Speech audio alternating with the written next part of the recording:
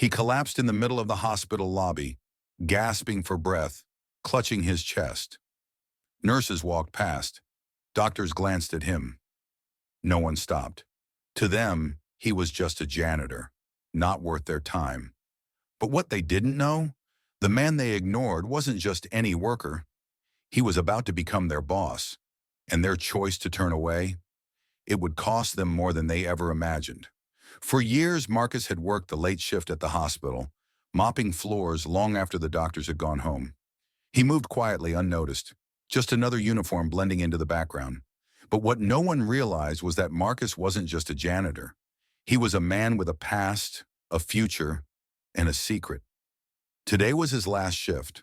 By tomorrow morning, he wouldn't be pushing a mop. He'd be stepping into the hospital boardroom as their new director.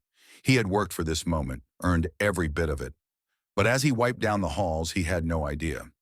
Before the night was over, the very people he was about to lead would show him exactly what they thought of a man like him. The shift was almost over. Marcus pushed his mop bucket down the hall, exhaustion settling into his bones. He had spent years here, cleaning up after the very people who never looked him in the eye. Doctors, nurses, patients. They all passed him without a second thought. And tonight was no different, until the pain hit. A sharp, crushing weight clamped down on his chest. His vision blurred, knees buckling as he gripped the wall for support. He needed help. Now staggering toward the nurse's station, he raised a trembling hand. "Please, I need a doctor," he gasped. The nurse barely glanced up. "Sir, this area is for patients. If you need assistance, go to the free clinic down the street." His heart pounded, faster, harder, his breath coming in short, ragged gasps. "No, please, something's wrong," he managed, his legs giving out as he collapsed to the floor. Silence. A few nurses exchanged glances. One sighed. "Security?" A guard approached, standing over him. "Sir, you can't be here." Marcus tried to speak, but the pain stole his words. People walked past. Doctors, interns, even a surgeon he had once seen save a man's life with his bare hands. Not one of them stopped, because to them, he was invisible. A janitor, a nobody. The edges of his vision darkened. His body screamed for air. And just before everything faded to black, he heard someone scoff. "Probably just looking for pain meds." Then, nothing. Marcus woke to the blinding glare of hospital lights. His body felt heavy, his chest still burning from the pain. Machines beeped around him. He was alive. But how? Then voices. "Unbelievable. We left him on the floor, and now he's in a private room?"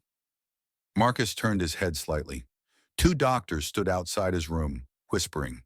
He recognized them, the same ones who had ignored him, who had walked past as he begged for help.